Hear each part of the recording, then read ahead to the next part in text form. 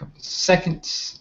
All right. Ladies and gentlemen, welcome to Podcast Juice Live. This is your host, Michael Dean, and you are joined with me with Mr. Ant Pooh. How are you doing, sir? I'm doing great, sir. How goes it? Man, it's going good. It's today Tuesday. Actually, tonight is the night for the Agent Carter TV show. I thought it was last night, but it's tonight. So last night was that awful Gotham show. And I like Gotham, but last night's episode was horrible. Yeah, I have not watched Gotham probably in the last, I don't know, 3 or 4 weeks. I'm so far behind. I'm just like, I might catch it when it hits Netflix or something at some point, but I don't know, I'm just not into it, man. It's not working. Can't hear you. I think it's definitely going to get a second season because since Netflix, they already paid for the first one. That's right. And looking at Fox's ratings, this might be just an aberration. They just feel that, okay, we got to piggyback on the comic book film or the comic book properties that are hot right now. So I think it'll definitely come back for a second season. Hopefully everybody gets in a room and decides this is what the fuck this television show is going to be. Yeah, we'll definitely see. What else is going on tonight? The Ant-Man trailer is going to be dropping tonight. I was trying to find it earlier on YouTube or something, but it ain't out there yet. I couldn't find it yet. I was like, somebody got to have this up already. I know better than to doubt Marvel after Guardians of the Galaxy. However, I'm just really not that excited about this. Paul Rudd doesn't do anything for me as an action hero, but I mean, we thought about Chris Pratt, right? Right. I think this one seems like it might be actually more like a comedy, type of a movie, even more so than the Guardians had funny elements. I don't know, for some reason I just see that this be a more lighthearted, but I could be totally wrong. But hopefully they don't try to pigeonhole Paul Rudd's comedic background into this film. But I don't think so. Marvel is pretty good about this is our formula, this is how we want to do this, and churning out a good product. Even when you disagree with elements of Iron Man 3, Thor 2, they still make a good overall film. Yeah. Now, I got to see this T-shirt that you got there. I don't know if this is one you had before. Oh, it's my John Cena Pro Wrestler T-shirt. That's dope. Yeah. Right on. Let's see what else. I see a lot of geek stuff in front of me, so I'm going to speak on it first. The Raid action trio, the 3 guys who starred in the Raid 1 and 2, they have announced that they are going to be in Star Wars The Force Awakens. Now, for those who've seen the Raid, especially the Raid 2, this means that Star Wars is going to be serious with the action and the fighting, and like when they talk about doing practical effects, like these dudes, they did all that stuff for real in the Raid movies, and they were so on point. So I'm like ecstatic that these guys are going to be in Star Wars. That's like for me, it's a head buster, because I'm like, God damn, J.J. Abrams is not playing around like these. Have you seen any of the Raid movies? Have not, but I've heard nothing but positive things from people. I just been too damn lazy. Sorry. Yeah, man, check out Raid 2, because I think that was one of my top picks of last year movies. Matter of fact, I mean, hands down, one of the greatest action movies committed. Like the choreography, the brutalness of the fighting, it's just amazing. And these dudes are not just like a lot of action dudes that can't really act. No, these guys act. Like they can pull off some stuff. So I'm very curious. I don't know what capacity or what characters they're playing, but if they are in the movie, then it's about to go down. I cannot wait, man. So what you're telling me is we're not going to get a CGI Keanu Neo from the Matrix thing? No, not at all. We're not getting we're not going to get the swinging from ropes, Tarzan. They're going to be going balls to the wall, man. I'm just like, wow, that's amazing to me. Yeah, I'm looking forward to that. Show. Let's see what else. Let's get into some other funny things here now. We talk about hip hop. We've been talking about hip hop a lot, particularly and sort of who's stealing the culture or not and all that kind of stuff. But this is an interesting one. This is from your boy David Duke. My boy. And David Duke, he has some words about Nicki Minaj, which I think was, to me, how much I don't want to hear it. Well, here's what he had to say. David, and I'm looking at the Root. Shout out to theroot.com. David Duke, former Ku Klux Klan leader and Republican legislator, has his ear to the streets when it comes to hip hop. During a recent broadcast on his online radio show, Duke had a few unpleasant words about Nicki Minaj and her comments about police brutality. Now, I want to read a little bit of what Nicki said about celebrities speaking up against police brutality. And this was in a recent Rolling Stone magazine. She said that I feel like when Public Enemy was doing Fight the Power, we as a culture had more power. Now it feels hopeless. This is Nicki Minaj. She says, people say, why aren't black celebrities speaking out more? But look what happened to Kanye when he spoke out. People told him to apologize to Bush. She goes on to say he was the unofficial spokesman for hip-hop, and he got torn apart. And now you haven't heard him speaking about these last couple of things. And it's sad, because how many times can you be made to feel horrible for caring about your people before you say, fuck it, it's not worth it, let me live my life because I'm rich, why should I give a fuck?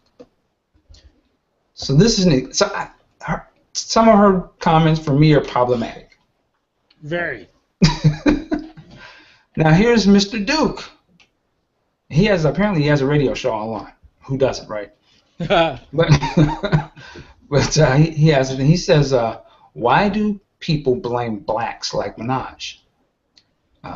Because Minaj wouldn't be a pimple on somebody's rear end except for the fact that she is promoted by the Jewish record producers and the media, the mass media, the powerful media that promotes absolute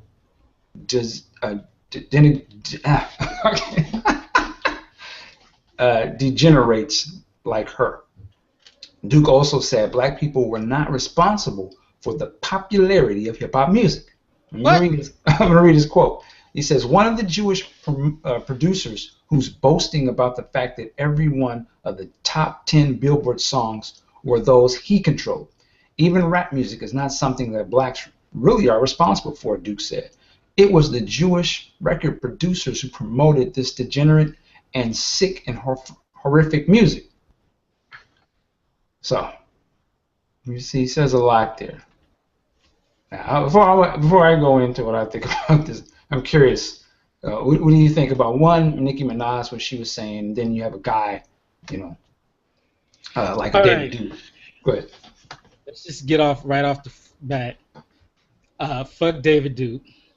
It's so clear in that statement that he still has those white supremacist ideology and tendency. As you can see there, he's trying to pit blacks against Jews. He's trying to say, hey, Negroes, don't get it twisted. Y'all ain't getting control of shit. It's them Shylock Jews running stuff. That's what he's really saying. And I'm like, no, don't be trying to get blacks to go after Jews. Like, come on now. Fuck that. He's not that far off, but I mean, pretty much he's taking a shot at us, but at the same time pointing us to like, hey, take them Jews down.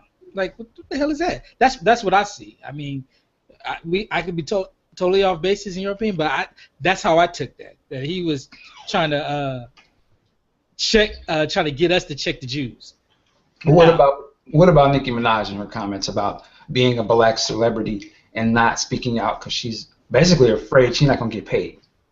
I don't know if she's saying it like that, but it does sound to me as like she's making her excuses of why she never speaks out about black issues. Because let's just keep it real. The reason why people got in Kanye's ass about that is the fact that as bold as it was, as much as it was supported by the black community, it was still the wrong place to do that. That was a form to try to raise funds and awareness to the suffering of those Katrina victims. And here he decides that, okay, I got the whole world watching it. I'm going to make it about me.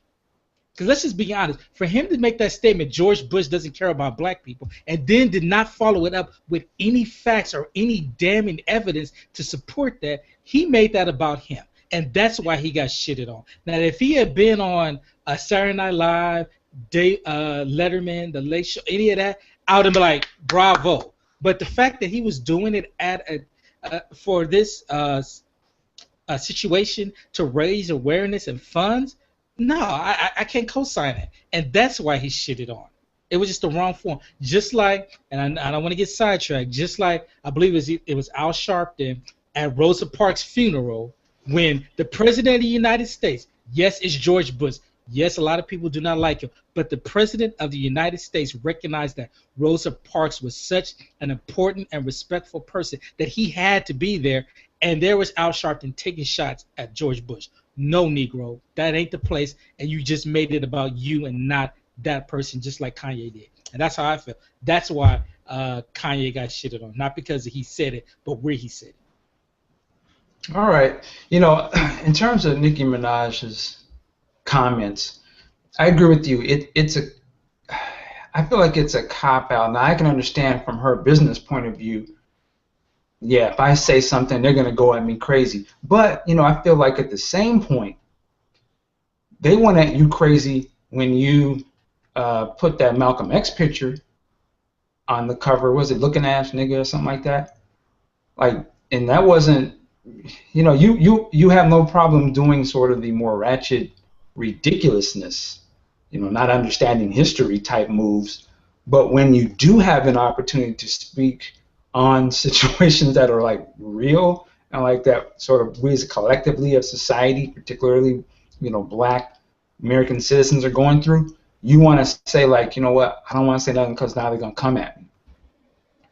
I don't really understand that. To me, that's some BS. Like, no, this is the time when you step up because you do have a platform. You don't have any problem using your platform to make, arguably making yourself and other black women looking crazy. So, and you don't seem, and I'm sure there are people within the culture that are saying, you know what, you don't have to be the Barbie. You don't have to be so we're already getting at you. Right? So why not, are you mad because you think that the corporate system was going to get at you and you care more about that situation than you would, say, the marketplace and the people in your particular hip-hop culture? So I don't really understand. Well, I do understand, but I don't agree with it. I think that's her attitude to me is the reason why I hate to say it, the mainstream sort of hip-hop stuff is a failure. It's not fight the power. It's not doing it because they're scared. They're best. If you're scared, say you're scared. Like, they're scared. Now, so that just opens the door for a guy like a David Duke who understands how to play. Like you said, he can play certain people against other people. This is what they do. So you're opening the door for a guy like that to play it and say, well, look, they don't even know how to take care of themselves. They're putting out filth. And then, you know, he's tying in, it's the Jewish people doing it or whatever. But again, if she was to speak out or a different artist was to speak out, you wouldn't have guys like that being to use it against you. Now, on some levels, I may not like that dude, and he's a fool to me, but I can't say that what he's not saying isn't got some truth to it. I may agree with all of it, but the points he's talking about in terms of degenerate type of, you know, imagery and things of that nature, yeah, kind of is. So I don't know. I mean, it's a cold pill to swallow. But it's like when you have to me it'd be like, you know, if the emperor just started blasting on the rebels, like it just came with straight truth. It's like, but he's the emperor of evil. Yeah, but he actually, Princess Leia and them is kind of doing that to him. So I mean, it's like, it does. So I don't know, man. Yeah, I mean, I just look at that like, you're saying you won't speak out because people are going. You're not going. She says she will not speak out on stuff that directly affects her people collectively, and her circle of people, her direct family, because somebody might not like what she said, even if what she's saying is totally right. Yeah. That just boggles my mind. I'm not going to speak up and say anything, even though it might help. But and I don't want to get onto this. I'm just going to say this, and let's not go back up into this. I bet that if a homosexual person were to be brutally killed tomorrow, she would have no problem whatsoever speaking out for their cause. Wow. I'm saying that. I'm gonna leave that to you, but there may be some truth to that. It's all truth to that. She would relish the idea of getting her ass butt ass naked with that strip of tape across her mouth and no hate all over her body. She would love to do that. Hashtag trans lives matter. Did I lose you? Oh. I guess people are picking their battles, man. Yes, they are. They know what exactly would get them positive publicity and keep their name on the right people's mouth. Yeah. Speaking of other people, I want to just speak on this a little bit. We haven't really talked about the passing of Stuart Scott. He was the ESPN commentator, reporter. And snap! Q-Storm here. Q-Storm is here. Yeah. So I actually never. I'm not gonna say never, but I don't normally watch ESPN. Though I know who he was. Right? He was very iconic sort of dude. But speak on it a little bit. His passing and definitely touched a lot of people. I'm just curious what you thought about it. Hello. And Pooh, I think we've lost you. I'm sorry. What was the question? I was asking you to speak on my man Stuart Scott. Stuart Scott, one of the first, if not the first, I could be totally wrong in that, Sports Center announcers. First of all, the dude is pedigreed. He comes from UNC Chapel Hill. I believe that's the Tar Heels. I could be wrong on that. And the dude knows exactly what he's talking about. He's wow. Here, let's go ahead and get this out of the way. Do you have your Niagara Pass, sir, Q-Storm? Why has it got to be a Niagara Pass? I'm just asking. Why's it got to be like that? Well, you are. First of all, you're late, right? I'm not at home. I'm in my damn car. So again, do you have your Niagara Pass? It's like when you're supposed to be at work. Well, I have that. Okay, so you have your Niagara Pass. Are you in your car, sir? Do you know what I've gone through? How dedicated I am trying to get onto this show? I do. I just got to rip you a little bit. Now, how do I sound? Actually, you sound fine. It's just funny. I see myself behind you. Is that like the reflection off of the camera or something? I mean, off of your phone or something? Hello? Oh, well, we lost. There we go. So he's having some issues. Ladies and gentlemen, that's Q-Storm. He's coming to us live and direct. I'm not sure exactly where he's at, but we respect that he jumps in. He's out on the road, so we'll get him back in momentarily. But I do want to go back to what you were saying, though, of Stuart Scott.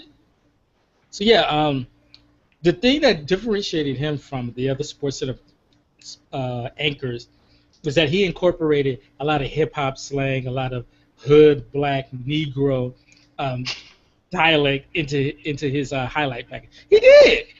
I just sound funny when you say it like that. He did. I mean, he would be going booyah, holla at a player when you see him in the street. He said, we're going to get Pookie and Ray Ray and all of them together and throw a block party when a player would block shots. Cool. His main catchphrase was he'll be like Tom Brady or Russell Wilson, touchdowns, cool as the other side of the pillow.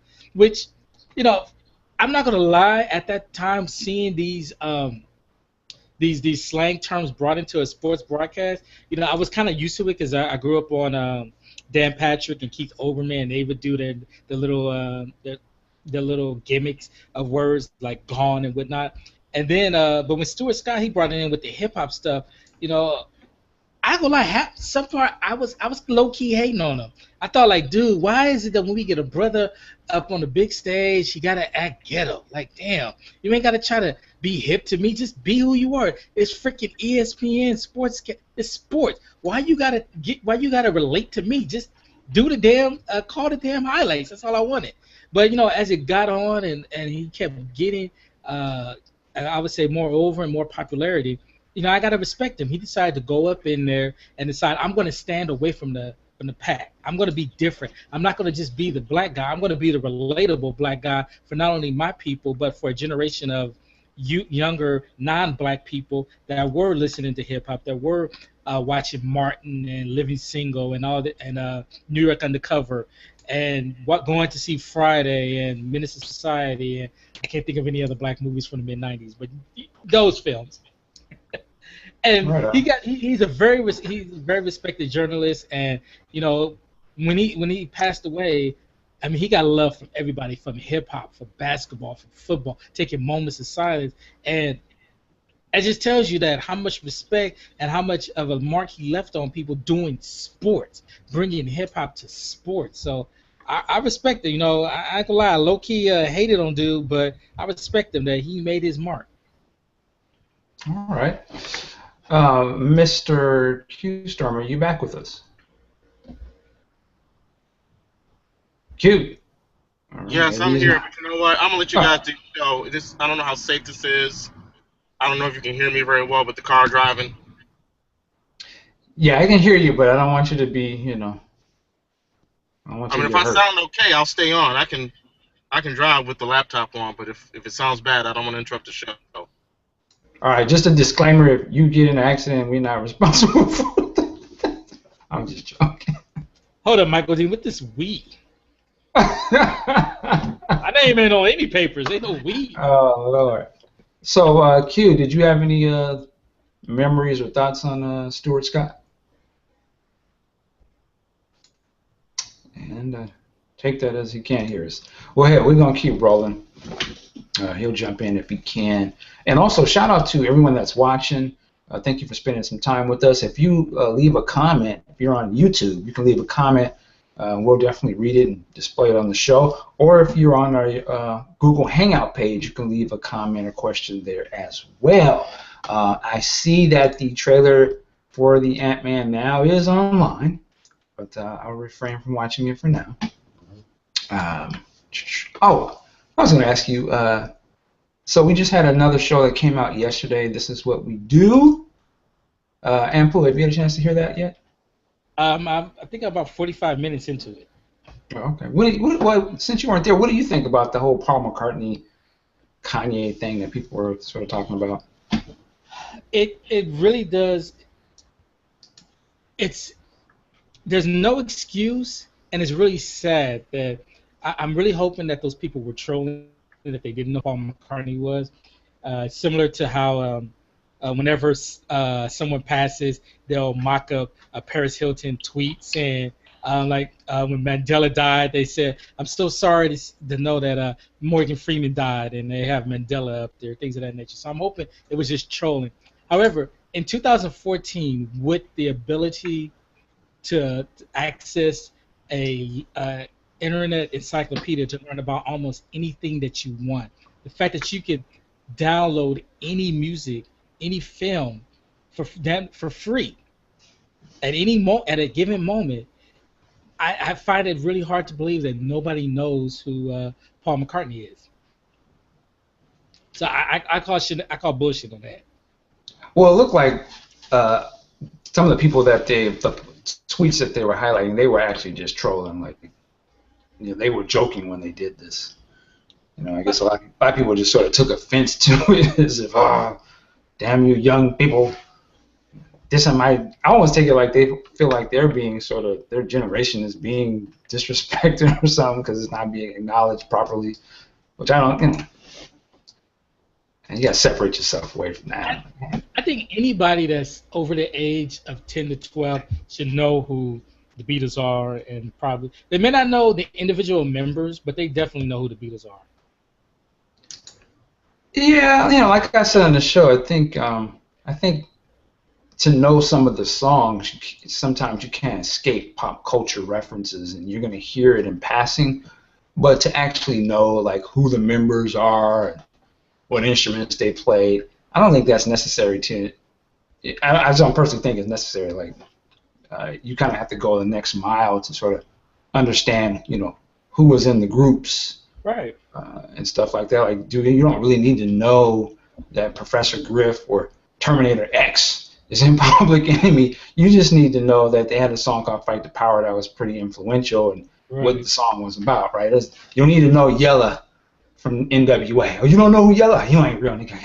No, like, they did After Police. You don't need to know that. I mean, if you do, great, but you don't know who Wendy and Lisa are? Oh, okay. Do you know When Doves Cry and, Controversy and all these types of songs? So now, my thing is similar to you. This is 1991. The first time I was really exposed to John Lennon was singing Imagine at a sleepaway camp someplace. Okay. So I knew of John Lennon, and I knew of the Beatles, but I didn't know that John Lennon was in the Beatles. Right. 91, 92. So yeah, it definitely happens. You do. People just have different musical tastes. You grow up on what your parents expose you to, and at the time with the videos, I mean, especially, I think between the rise of MTV and maybe 1999, it would not be out of the realm of people not knowing who the Beatles are and all the members, because you were exposed to music through music videos for that generation. Mm-hmm. I would say now there really is no excuse between Wikipedia and YouTube and iTunes and Facebook and Twitter. Yeah, you cannot not know who those people are. If you seek out the information, though, you know what I mean? Like, you have to go type it in and seek it out. Well, yeah, it's there, but not so much with Twitter and Facebook now, because they have those trending topics, and sometimes something you don't really give a damn about is right there, and you click on it to find out why the hell is this trending. Like right now, Jimmy Iovine is trending. If you're not a music person, you don't know who that is unless you click on it, and then you find out, oh, he's the guy that heads Interscope. John Jones is trending. You're probably like, why the hell is John Jones trending? You click on it, you find out UFC fighter that got busted for cocaine, which that should be another story we should talk about. So yeah, so even if you're not into that, because of the nature of today's internet, you definitely get exposed to these things. Yeah, to me, I still think it's just surface level references. To me, it's like, and I was just reading this book. It's called I believe it's called How Star Wars Conquered the Universe or something like that. But the author starts the book talking about finding people who have never seen Star Wars before, and he had to go all the way to like this Indian reservation where some of the elders had never seen Star Wars. But he was fascinated, though. Those who had never even seen it, they knew a lot of the key points or cultural references from the movie. They just didn't know what it was from. Like, they had heard "I'm Your Father." They just didn't know what it was from. They had seen R2-D2 and different other things, but they had no clue he's from Star Wars. So it's like, there's people who can see a lot of things on the surface level or just see it in pop culture or in passing, but have no clue, like, oh, I didn't know it was from that. I know exactly who that is. I've seen that many times. I had no clue he was in this. And to me, it's like Paul McCartney, like, at least for me, when I first heard of him back when, he did Ebony and Ivory and the Michael Jackson stuff, I had no idea who he was. But, yeah, I had heard some of those Beatles songs in passing. I just had no idea he was in the group. You know what I mean? I was even thinking that today, I was like, you could probably find kids or some people today that may know Peter, Ringo, have seen these names, but may have no idea that he is one of those people, right? Wait, I'm sorry, hold on, quick question. Go ahead. Who the hell is Peter? See, again, I don't know.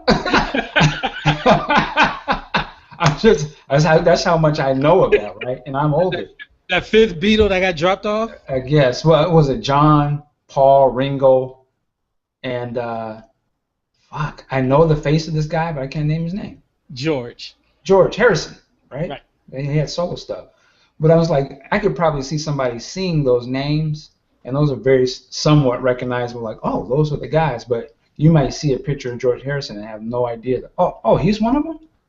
You know, I knew who John Lennon is because I just know, I remember seeing the glass, the sort of iconic look of him. But like I said, I know probably some of his songs more than I would know some of the Beatles stuff, but he was just a little more popular at the time I was at that age. But I don't know, there's a lot of stuff. There's probably some things today that I know of, but I have no clue. Like, a lot of the rappers or different things that are hitting today, I know of them, but I don't know what their stuff is. Like, when you mentioned, what was it, Hot Nigga or something like that? Hot Nigga. Excuse me, God Nigga. But I've seen the words, but I don't know what the music sounds like. Yeah, I've never heard the music, even though, I could go click on it. I have no desire to. I would have to go out and seek that. So I only know about these people, but I don't know the actual product or the stuff that they do. And I find that with a lot of artists today, I know of them. Little Wayne for me. Yeah, I know of these people, but I know nothing of their actual music because I don't take the time to go listen to it. But I see their name all over the place. Oh, Nicki Minaj, and I know what she looks like. But you ask me to name a song, and I don't know nothing. I only know one song, and that's because of the video. Oh, well, Anaconda, I know that. Exactly. And if you're watching that, you turn the volume down. You'd be better off doing it because I had it on I heard it on the radio and was like, the fuck is she talking about? Toss my salad like romaine. I was like, bitch, what? Wow. I guess they're going butt naked, but what they can't do on record. Go. Man, what else? What else? You got anything that you want to get into? We can get into this complex best rapper alive from 1979. Do you want to go through the list? Yeah, let's do it. Now, does this mean these guys are actually alive right now? Well, they're each year the best rapper alive that year, every year since 1979. God, dang. Wow, 79. Okay, let's do it. Okay, complex with their intricate websites. You gotta wait for everything to freaking load. Okay, okay, there we go at the top. All right. God damn, this is just too much. Okay, I'm gonna have to close some windows. I see. We're gonna get you what you running, man? A PC, a Mac? No, I'm running a Mac, but I'm just saying this complex. Commodore 64. Nah, man, this web page, you just got so much shit on here. You gotta let everything freaking cache. All right, let me close the porn too. That might help too. Yeah, that might help. Did you see the Tyrese video he posted for his birthday? Okay, I saw it through Tommy Sotomayor, and I had to agree with him. He's like, I'm not gonna kick him out my bed, but they ain't my #1 draft picks. Oh yeah, but they're strippers, man. They ain't supposed to be, right? I mean, they were looking nice, but they were. I'm just saying, Nicki Minaj, she spoiled the game. All right, in 1979, the best rapper alive was Grandmaster Caz. Okay. Mm-hmm. So his credential is that the Sugar Hill Gang stole his verses for Rapper's Delight. Yep. 1980, Curtis Blow. Yeah, I can respect that. And it's honorable mention was Spoonie G, Kool Moe Dee, and Jimmy Spicer. 1981, which I didn't know he went back this far, Kool Moe Dee. Yep. And they're saying that honorable mentions was Love Bug, Starsky, T-Ski, and T-Ski Valley, and Sha Rock, which I'm sorry, I don't know none of these cats. I haven't heard of the last person before. 1982, Melly Mel. Was that when The Message came out? Exactly, The Message. Mm-hmm. Honorable mention, Kool Moe Dee, Grandmaster Caz, T-Ski Valley. 1983, Run.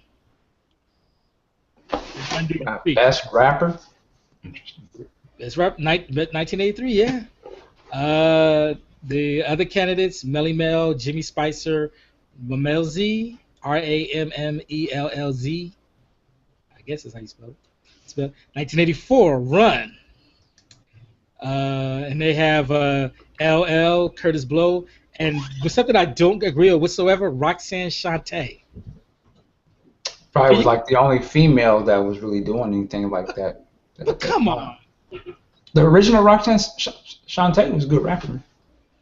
I need to hear more than that one verse, that one song, man.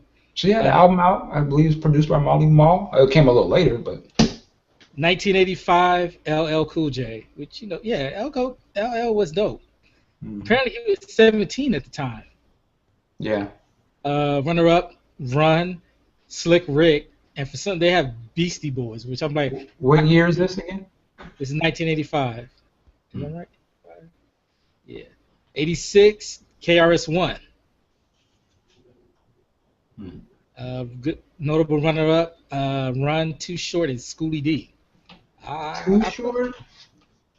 In 86, I don't know about that one, but, you know, hey, maybe there's some stuff I didn't hear at the time. And then, of course, because as New York Negroes like to do, 1987, Rakim. Yeah. Okay, help me out. What is the hype with him? I'm sorry, I'm just get off the show. Are you serious? I'm keeping it real. I listen to it. I'm like, that voice just don't do it for me. And he ain't saying nothing I ain't heard other cats say better. At the time, that voice was one of the key elements because he wasn't shouting and all that. He was real calm and smooth, and that was a totally different style at that time. Like, no one was rapping like that. So that was one of the main things, that whole sound of it. And then as he started going, his lyrics was on some other stuff. I mean, in context, he changed the game when he came out, man. All right. He stopped it. It went from everybody shout rapping to, okay, you can actually talk. You don't have to, you know, even LL Cool J was shouting. You know, I still was following that whole shout style. You know, that they didn't realize they were in the studio, huh? Or they just that was the part, you know, like that jaw, man. You know, and he just came in smooth, you know, I was, oh shit. So that was a whole different style. And then he had, you know, his look was a lot of Dope Boy style type look too. Eric B and Rakim, that whole sort of style they had, you know, was very much from that whole all right, I'll go back and listen. Porter type stuff. Go ahead. I'll go back and listen, but I'm sorry. Anthony's not impressed. 1988, wow. Rick the Ruler. 1988? 88, which I'm like, really, 88? And they honorable mention Chuck D, Ice Cube, Big Daddy Kane. I would go for Kane personally, but... Well, 1989, they gave it to Kane, although I would have gave it to Chuck D in 89. Yeah, to me, it would be between Chuck, Cube. Well, no, 88, not Cube. I'm sorry. 1990, Ice Cube. Mm-hmm. I mean, for me, he should have went on a 4-year run, but I mean, at least he got 1990. Honorable mentions were LL, Chuck D, and Grand Puba. 91, which on my Facebook forum, people lost their mind. Q-Tip, which he's my top 5. I would give him that. Which album was that? Low End Theory. Yeah. Honorable mention: Scarface, Tretch, and Dre's. I don't know who the hell is Dre's though. From You Can Get With This or You Can Get With That. Brand Nubian? Is that Brand Nubian? No, Black Sheep. 92, Redman, which I don't know about that one either. I was not really a big Redman fan, but I do respect what he's doing. Yeah. Runner-ups were Tret, Snoop, and Q-Tip. I would have went Snoop all the way. Next year, 93, they said Snoop Dogg. Mm-hmm. Runner-up, Method Man, Tretch, and Q-Tip. 94, Nas, of course. 95 Biggie, 96 Tupac, which he was. Yep. 97 Biggie again, which the dude was dead. I don't know. Dude was dead in March. How you get to be the best rapper alive and you dead for 9 months out of the year? Okay. Well, his album had just dropped, so. Yeah, but still, come on. The competition, they had Busta Rhymes, Jay-Z, and Twista, which, Twista's alright, but I don't know, best rapper alive? 98 DMX, which I respect him, but best rapper? I don't know about that. Ahead of Jay-Z, Big Pun, and Lauryn Hill. 99, Jay-Z. 2000, Eminem. 2001, Jay-Z. 2002, Eminem. Damn, J.M.'s is locking it down. Now this one I think is bullshit as well. I mean, he was a big success at the time, but best rapper, 2003, 50 Cent. Yeah, I wouldn't say the best rapper. He's probably the most successful at that time, but Yeah, not the best. 2004 T.I., which I disagree with that. I think he's alright to me. I mean, he's good, not great, and definitely not best. And this is like the time where I've sort of jumped off of the boat. Well, a year later, that was me too. Which honorable mentions were 50 Cent, Cameron, and Game. It should have been Game. The game was tight. Game was the shit. 2005 Jeezy, which I don't get why people be on him, but 2006 Lil Wayne. 2007 another guy. He's a big artist, but best rapper Kanye West in 2007, which I think that's bullshit. 2008 Lil Wayne. 2009 Jay-Z. 2010 Kanye West, which I don't agree with. 2011 Drake, which is amazing. I feel that Drake deserves it more than Kanye West, because Drake got flows. I would give him that. He can flow, and he got some lyrics. 2012 Drake, 2013 Kendrick Lamar, and 2014. Just take a guess. 2014. 2014, this year. Who do you think they said best rapper alive? Is it a female? Yeah. Damn. Fuck. Yeah. Wow. Well, it could only be Nicki Minaj or Iggy Azalea, but Nicki Minaj, which I'm like, wow. Then that's sad, man. And I ain't got nothing to do with no female rapper. She's not. Even what I know of today's rapper, I wouldn't even call that rap. I would not either. I haven't heard no dope bars, but again, maybe I ain't listening. So. And this is Complex doing this? Complex. Mind you, this is owned by Mark Echo. I used to think that they have like some sort of, watermark that they do, but no. wow. Complex is nice, but they ain't the biggest in-depth, well-listened hip-hop fans. I would say that. Man, too bad the Source isn't popping like it used to be. You and me both. That was I remember when the Source was like the shit. Now you had to go buy. I mean, every issue, man. That was like must read, must buy. Ah, man. Yeah, they were pioneers. Yeah, they did that thing. Well, there you go. Nicki Minaj, best rapper 2014. Woo. She may be one of the finest rappers, but I don't know if she's the best. Ever. I'll give her that, ever. That'd be like somebody saying that Salt was the best rapper. And I like Salt, but yeah. Hey, you know what? I'm looking through this. It's so to Lil' Kim was never an honorable mention. Wow, Lil' Kim raps way better than Nicki Minaj, but different standards today, man. It's a different time. I'm curious from the listeners, who do you think would be the best rapper today if you do listen to hip hop?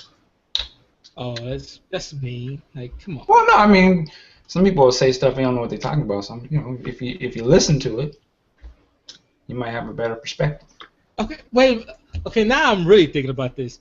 So you see, there's a sad state of hip hop now, or they're just pandering to the or they're just pandering to the Nicki Minaj fan base. How the hell was Nicki Minaj the best rapper alive now, but Lauryn Hill was third best?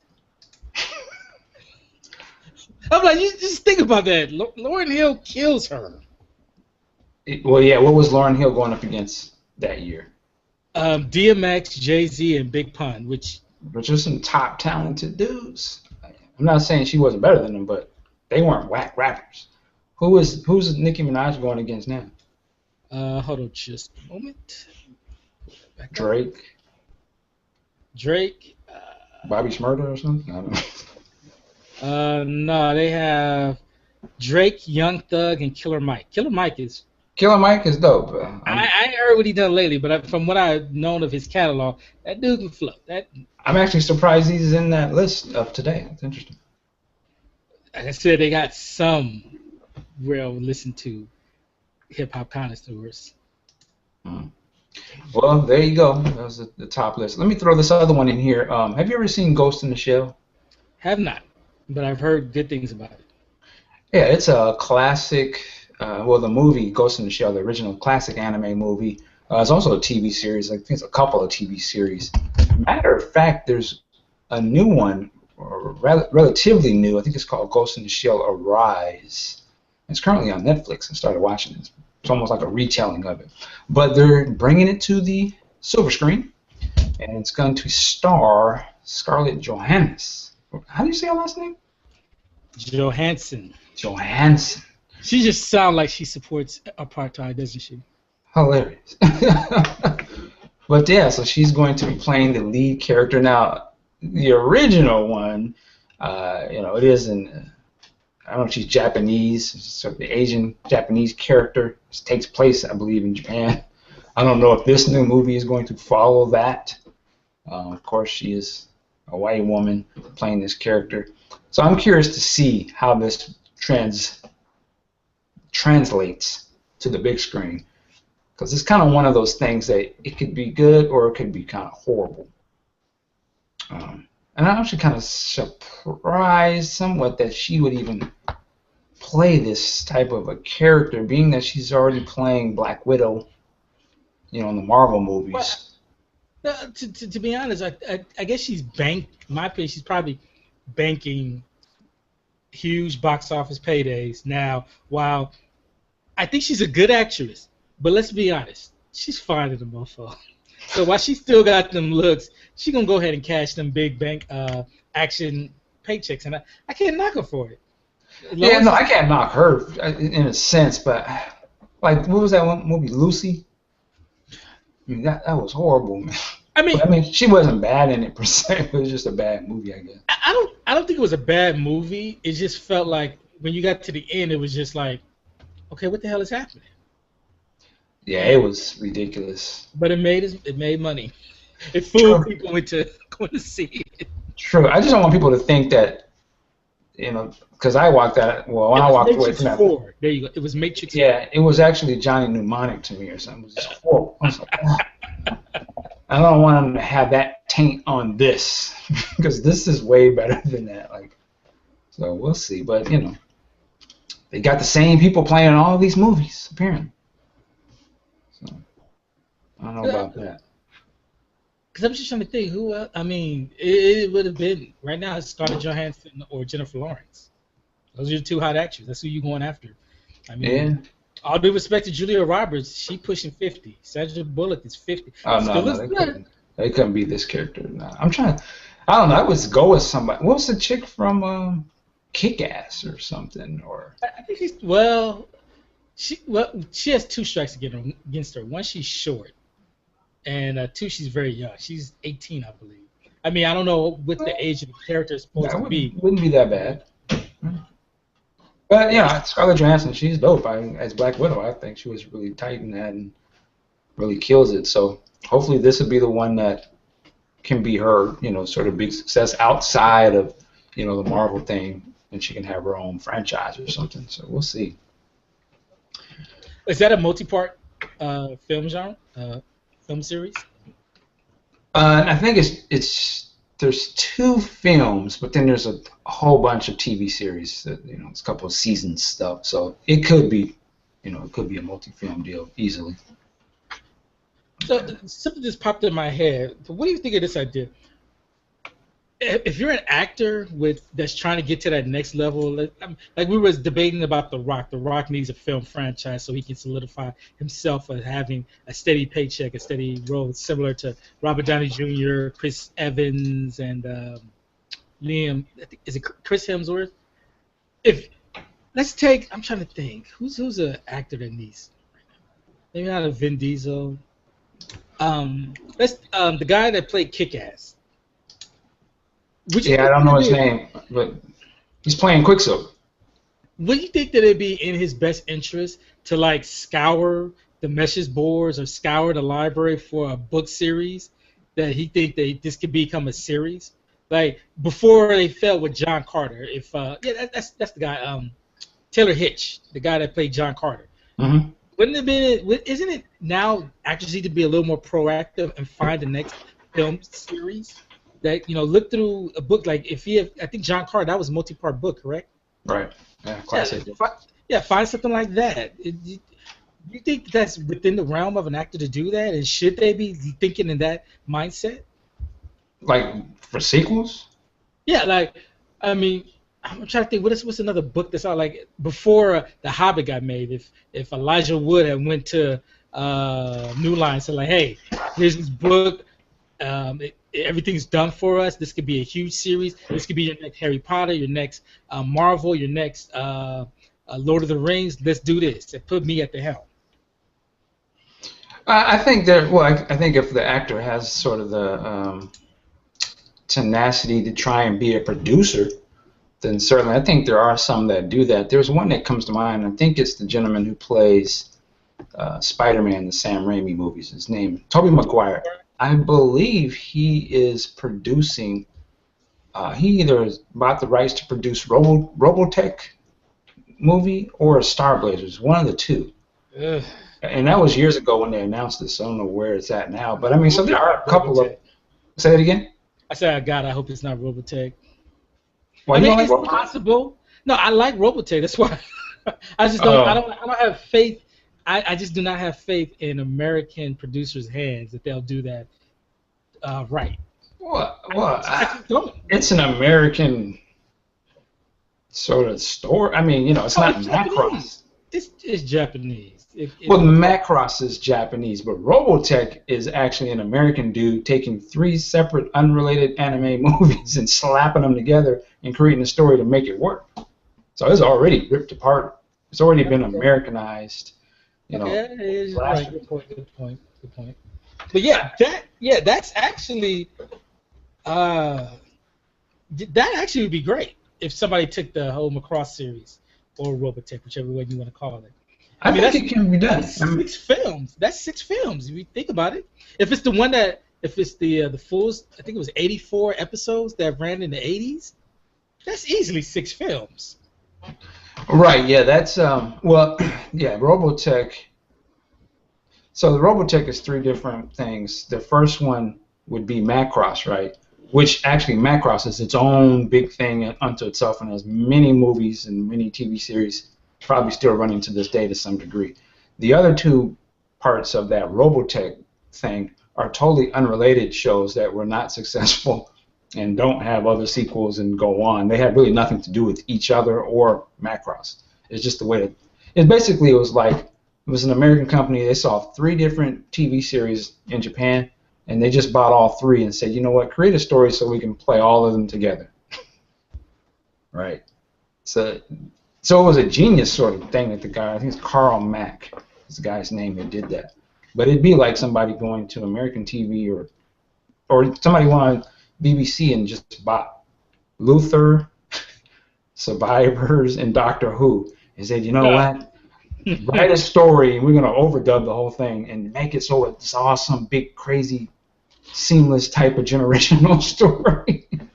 But it worked. Real quick, I want to read some comments. We got comments here from the listeners. One, this is from Danny Boy. What's up, Danny Boy? He says 2 comments. 1, I have never watched a full Star Wars movie. What? Danny. He means the prequels, right? Tell me you mean the prequel. I understand that. Well, I tell you this, Danny. When the new Star Wars movie comes out, me and you will go watch that movie. All right. Danny lives here, so we're gonna check that out. 2. Nicki Minaj only gets Best Rapper in 2014 because Eminem or Macklemore must not have made one song. Oh. Mainstream rap is dead, he says. All right. You ain't lying. Let's see. JSY2000, he says to you, Ampu, he says, listen to Rakim's Lyrics of Fury. Enough said. That's right. Go listen to Lyrics of Fury. I co-sign that. Talk about he ain't got lyrics. Rocka Bash, shout out to Rocka. He says, Scarface called this a long time ago on the song Hand of the Dead. Peep the video and his message about hip-hop being diluted for corporate interests. Yeah, we'll check that out. Okay, but you can say that about any enterprise. Well, if he's speaking about rappers speaking up, there was a time when rappers were speaking out, and industry be damned, that was, I think, but at the same point, I think that was being marketed as well, like, oh, they're rebels, But again, they will probably never allow a F the Police to be released today, not mainstream. And nope, not at all. Not, it's funny. Speaking of Ice Cube, did you see he previewed or debuted the Straight Outta Compton trailer at one of his concerts recently? So that's going to get a theatrical release? Yes. Yeah. Ooh, okay. Yeah, all right. Did you see that? I saw it. I'm just a little leery on that. Like a theatrical release? Oh, okay. Well, all right. Why, you don't think it looks up to snuff or something? No, I'm just saying I don't know how well it's going to do, but I mean, I guess the thing is that unless we support it, then they're not going to get made. Well, yeah, I mean, he's got you got Dr. Dre on board, one of the richest guys in entertainment. Cube, obviously, a lot of movie stuff going on. Now I saw the rumor too that there's a possibility. This is a rumor that Dre may actually drop his album in conjunction with this movie. So we'll see, right? I guess if D'Angelo could put his out in 14 years, who knows? But I would love for somebody to do the interview with Dre and be like, "The fuck you waiting on? Like, come on."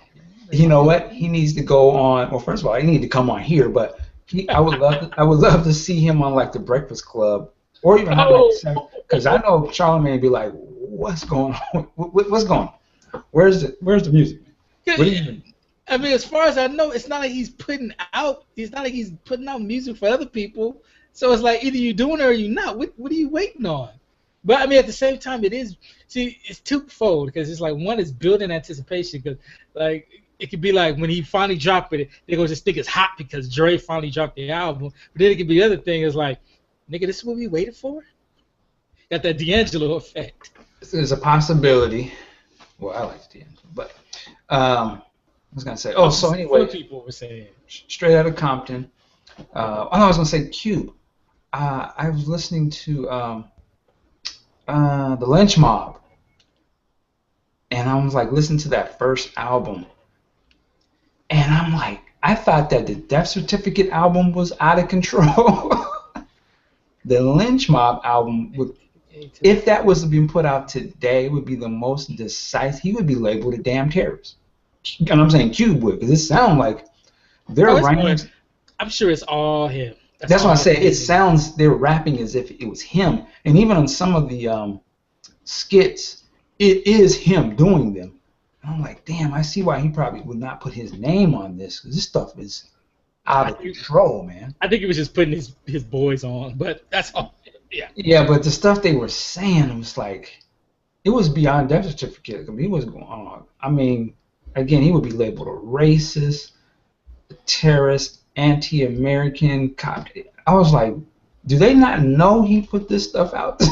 He has somehow hidden that whole part. Like, because I would imagine Fox News would go bonkers. They still on Common, and all he did was want to try to free Amadou. Because I'm kind of like, man, when Straight Outta Compton comes out, if they got like big sponsors and it's all over the place, I can see Bill O'Reilly pulling out their certificate. This is all you'll have. He's talking about killing Japs. And, you know, white women need to be cave bitches. And I mean, hey, with that, with field day, we need to ban this from the movie theaters. I can see him trying to do it too. And it's just some puzzles. I was like, God, Cube really got a lot of game, man. You would think that he's the most lovable guy, you know, but I'm like, this dude, he got some crazy stuff. It was that Boondocks episode where Gangsta Alicia was like, when I was young, I used to be scared of Ice Cube. And Ronnie goes, you mean the guy that do the family movies? Right. We got one more comment here from Raka. He says, Stuart Scott started on ESPN2 in 1993 and became a regular sports anchor with Rich Ilson when the sports anchor's end style of reporting the news was stiff and conservative. I wouldn't say that. I mean, I'm not trying to demean Stuart Scott's mark that he left on sports anchoring, but Keith Olbermann and Dan Patrick, they were anything but stiff. All right, that was another part to his comment I was going to try and pull up, but no, it wasn't on my screen. Well, we are going to be wrapping this thing up here very soon. Hold up. Hopefully you can hear this. I wanted to play this. This is Tupac from 1996. Hopefully you can hear this. Okay. I want to get your opinion on it. I dig Ice Cube. I looked up to him. But because I looked up to him and I studied his style, mastered his shit, I know what he's doing is wrong. He's shit ain't selling, so now he's going on the war shit, and he's using us as the gas. He just dropped some shit called Bad Ass. And if you listen to it, you can see he hit him up and was like, oh, that's how it's supposed to be. Why he wasn't making a bad ass when I was in jail? That's what I mean. That's wrong. Right. See, now that's wrong. And I'm not going to let that happen because then that would make me obsolete. If I let him come back and say, can't have this. You know what I mean? I'm not doing that. Did you hear all that? Yeah, I've actually heard that. I've seen that footage. I've heard that before. I'm like, that was the first. I heard that for the first time last night. I was like, wow, really? Damn. It was going to a lot of people at that time, though. He was bad in the world. With him, as he said, you can hear the Ice Cube in Tupac style. You can hear the Cube and you can hear the Chuck D. So I can imagine like he looked up to these guys, like kind of what he said. But I think, like a lot of people, he was just a young dude, wants to be rah-rah, and he's going after the wrong people. But yeah, I mean, I remember when he said that. I'm like, Cube did change, but again, I think Cube is alive and is very successful, and I think he got smart. He became more mature, and you can't always be death certificate, buck the devil all the time. He's not gonna, you're not gonna get too far with that all the time. Now, it's interesting that you state that, because some people would say, and I'm just going to throw this argument out here, is that he was the buck the devil, shitting on Koreans. He was marking arm in arm with Minister Farrakhan, and he was catching a little heat. I mean, the black community and even some of the down non-black community, they were feeling Cube, recognizing him as the best rapper alive. But then when he starts going after other black men, at Cypress Hill and the whole East Coast, that's where he went to a different level. I mean, is that another mark of black men, toning down their rhetoric against Whitey to take shots at another brother? I think it's, it's, to me, it's like the style started to change. You had a lot of stuff what Cube was saying was more of a almost extreme gangster's point of view of a Public Enemy. It was the same kind of stuff, but I think it's just the same way that Chuck D, KRS-One, and a lot of that sort of sentiment became less popular in rap, and it became, we'd rather just promote, the MC8s and the gangster rappers who didn't have a point to what they was talking about. It was just strictly gang banging, and it wasn't like get yourself together rap. It was just gang bang rap. And I don't think Cube was ever really just gang bang rapping at first. He was actually pointing the finger at black people. You know, there's that song he had, Us, on Destitute Fit. He was really talking about get your shit together. But I think the tide shifted where I think, you know, whatever it was, maybe it was the consumers or some of the people that was putting it out, say, you know what, I'm not going to be putting out this music that's blasting me. Why would I do that? I'm not, you ain't going to make a Buck the Devil. I'm not putting this out. You know? So I'm going to put out Buck a Nigga. Why would, you know what I mean? I'm going to promote that. And then you have, you know, and we're going to talk about this weekend, but, you know, the Chronic.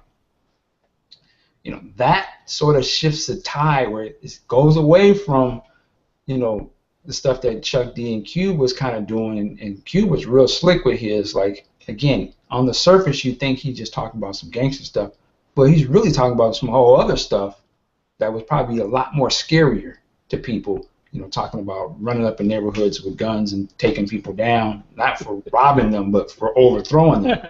And I don't think that type of, they don't want that kind of rap to be out there on the forefront, right? That's too dangerous.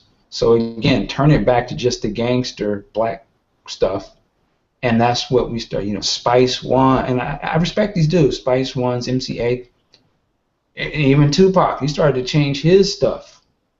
You know, start talking just more about gangster type stuff as opposed to uplift type stuff. Well, I think, you know, I give Tupac somewhat a pass because Tupac has been a very, in my opinion, diverse rapper who talked about a number of different things. He's talking about what was the one? Holla when you hear me. Yeah, there you go, that one. He's talking about Brenda's Got a Baby. Then he's talking about Get Around, talking about smashing ratchets before we even knew that's what he was talking about. And yeah, but he shifted, and then he got away from being that, and then he did All Eyes on Me, and it was all some other crap. And that's what I mean. I'm giving him a pass for All Eyes on Me because, one, he was mad at the East Coast, Biggie and Puffy in particular, because he think they shot them. I would love to know what the hell really did happen on that.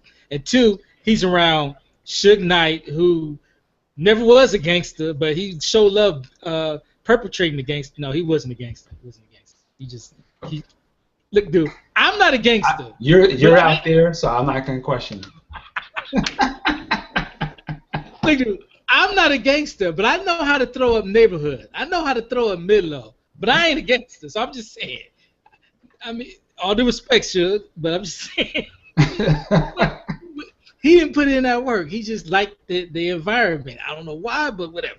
You know, you got Suge, he around Snoop, he around some gangsters, Snoop, Corrupt, Daz, and probably some other real gangsters.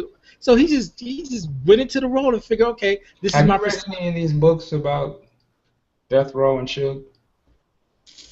I mean, yeah, he's shady. I ain't gonna lie, he's shady, but he ain't a gangster. I'm just saying he's not a gangster. I'm sure okay. I will bet all the money I got that Suge was never jumped onto any set. I'm not saying I'm not gonna. I don't know about any of that.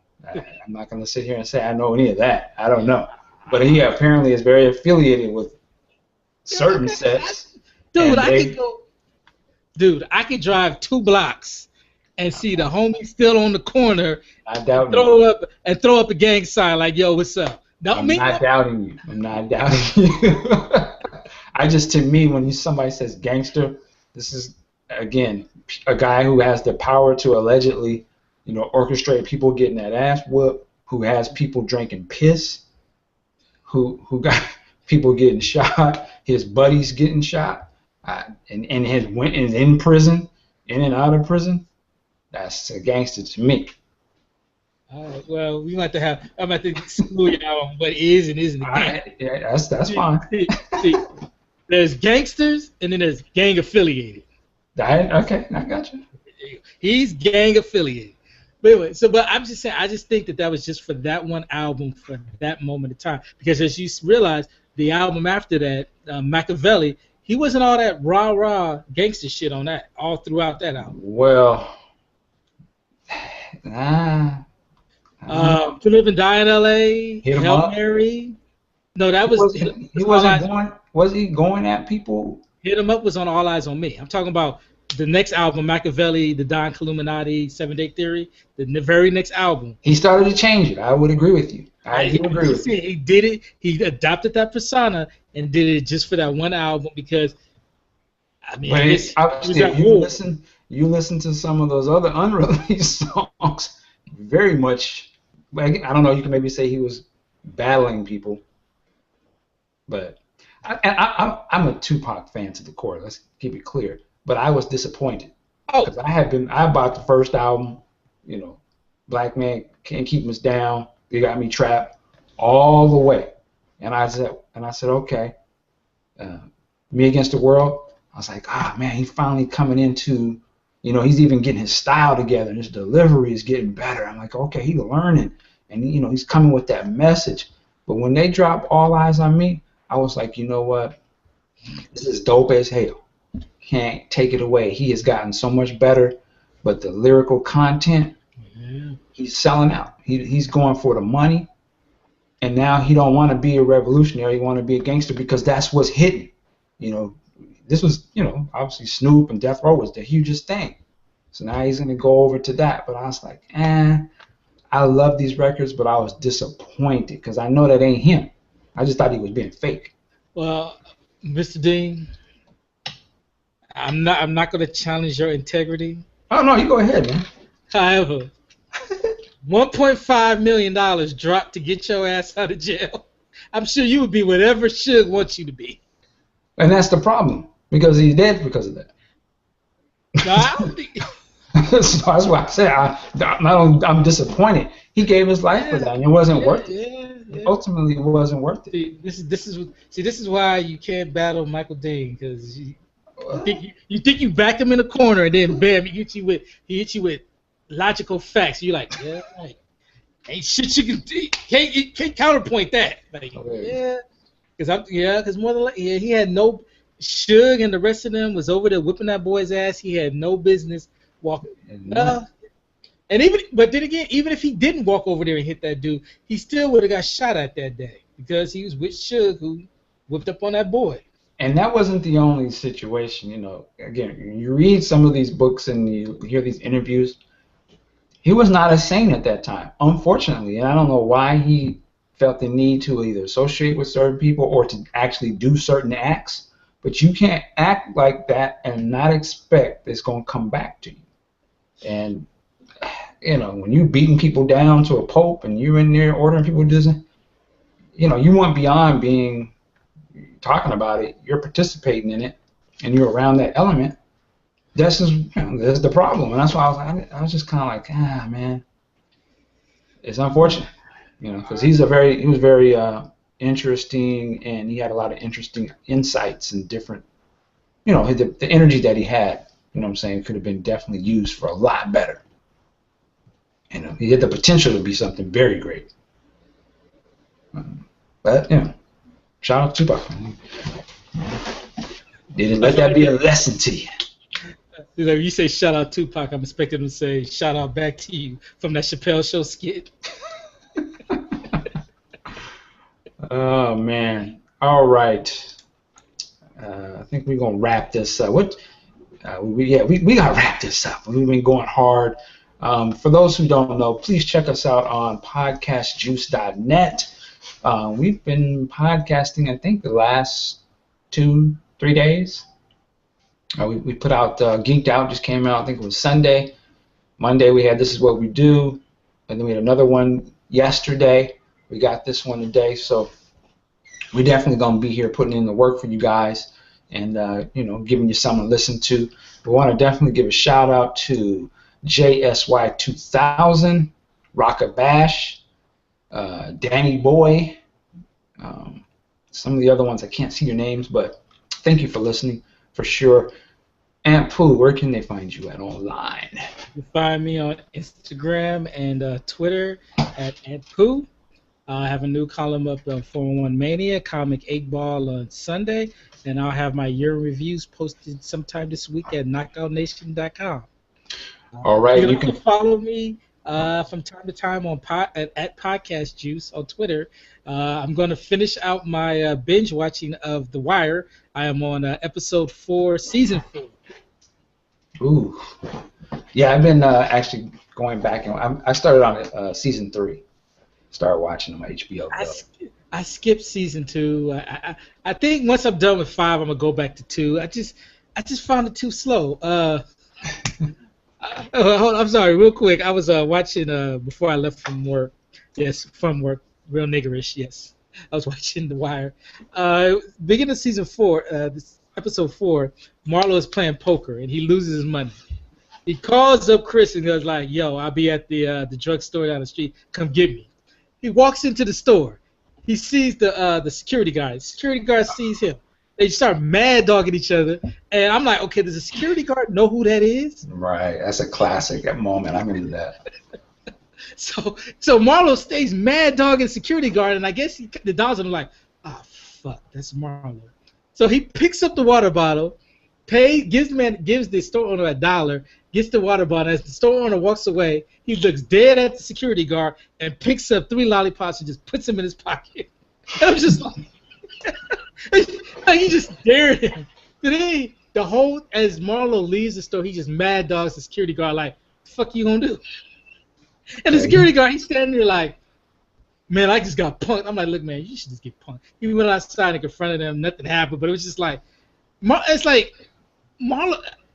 I kind of shit on Marlo because I felt like the actor wasn't very charismatic, but it was just like, that's just one of those moments where you don't have to shoplift 3 lollipops.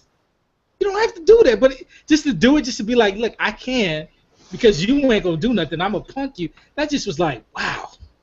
Because Marlo was the wrong one, and his name rang out in that neighborhood, and that dude was slipping. He thought it was just another dummy.